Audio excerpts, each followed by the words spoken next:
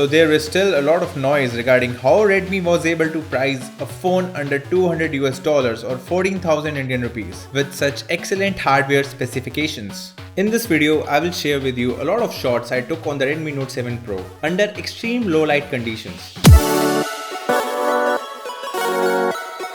Hey everyone, Mukul this side.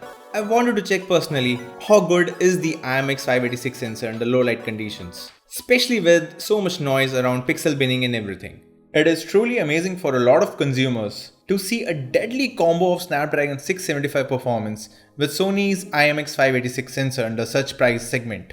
Daylight photos have been getting better and better since many years now on many phones. MKBHD's last year blind test proved that when your pictures are anyway going on to Facebook and Instagram, no point banging your head in comparing daylight pictures of many phones now. Let's start with indoors and artificial lighting first.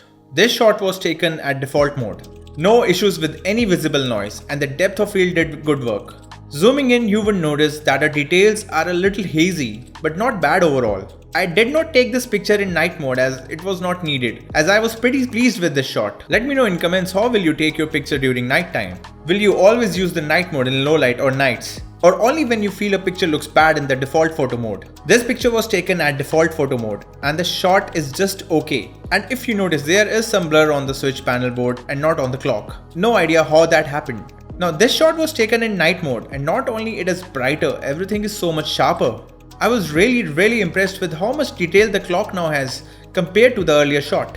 But you gotta admit, the picture is heavily processed and it is quite apparent. But it does give you more details, so no one is complaining. This shot was taken at default photo mode and it is not bad or anything. But taking the same shot in night mode enhances the picture so much more.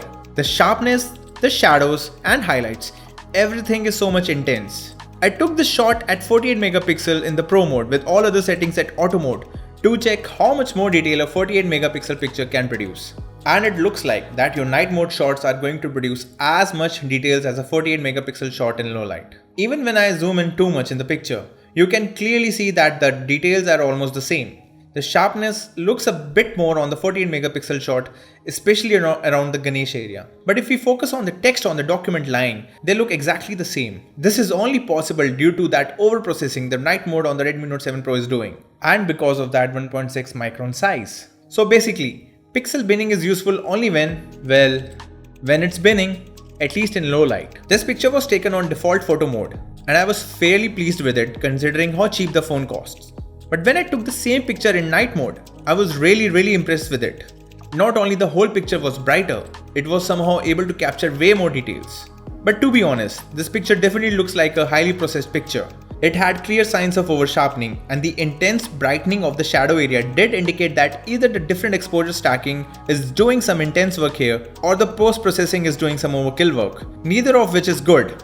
But if I post this picture on my Insta or Twitter, no one in the whole world will complain about any of those things. This picture was quite hazy in both default and night mode.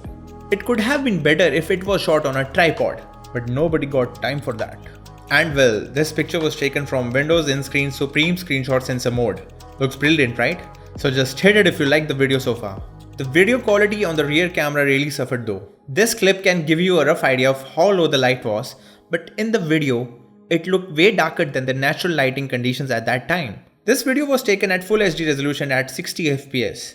However, I noticed that in post, if you increase the video brightness, it certainly reveals more details. I tried doing that in Pot Player on Windows, and as you can see, the video certainly looks way better. So there is scope of doing that on your videos, just in case you wanted to know. Coming on to the front camera, do you know which exact sensor is being used on the front? Let me know in the comments as I couldn't dig deep much to find it. Well, this is how the picture looked in default photo mode. Considering how low the light was, I would say the sensor did a great job. I was pleasantly surprised with it.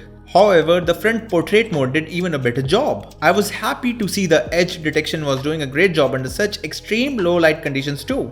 Thumbs up! The video on the front camera had a similar story. Here's a clip. This is front facing camera of Redmi Note 7 Pro at full HD 30 FPS.